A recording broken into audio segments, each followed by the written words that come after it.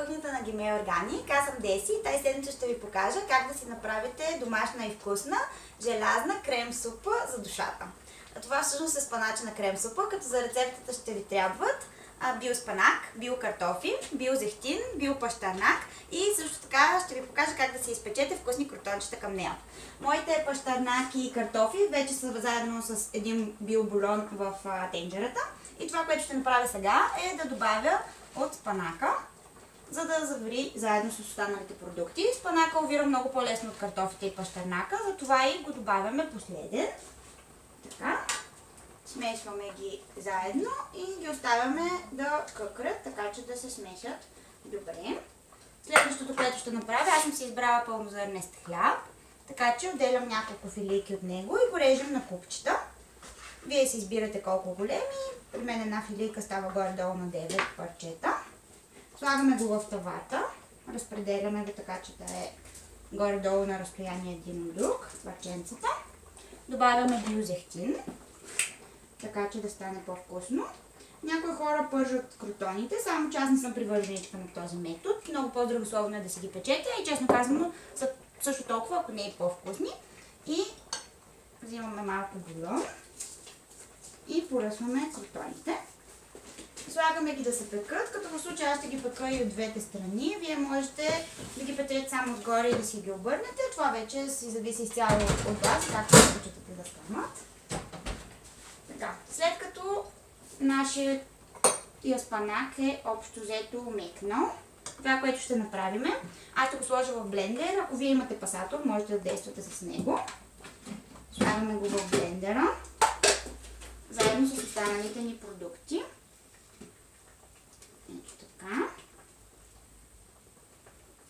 Ще използваме и част от бульона, но тъй като искаме да е крем супа, няма да използваме чак толкова много, тъй като ще стане по-рядко.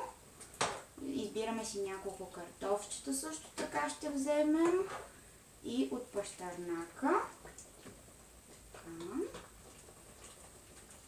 По принцип с пасатор става по-лесно, но и с блендер също се получава. Така, мисля, че толкова ще ни е достатъчно. Сега ще отсипам и от бульончето. Така.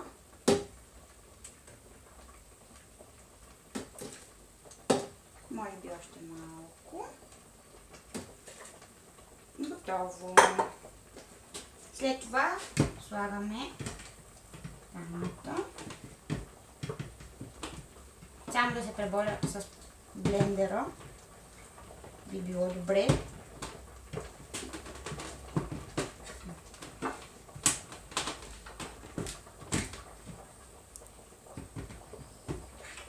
Така, успяхме. След много битки.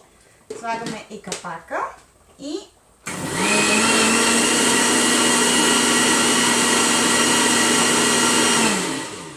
мисля, че сме готови. Поне с блендера става доста бързо.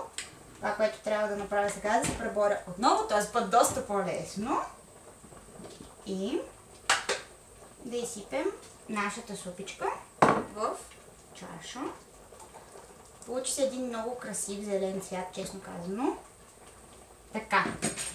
В случая аз реших, че можем да я гарнираме с бяло сирене, биобяло сирене. Така че ще нарежем на купчета. Няколко просто парченца. Ето така. И ще поставим отгоре бялото сирене. Сега да погледнем дали са готови нашите крутони. Да, в общи линии са супер. Така, изваждаме крутоните. И аз лично препоръчвам да ги сервирате в купичка отделно, като можете да ги добавите отгоре върху самата супа.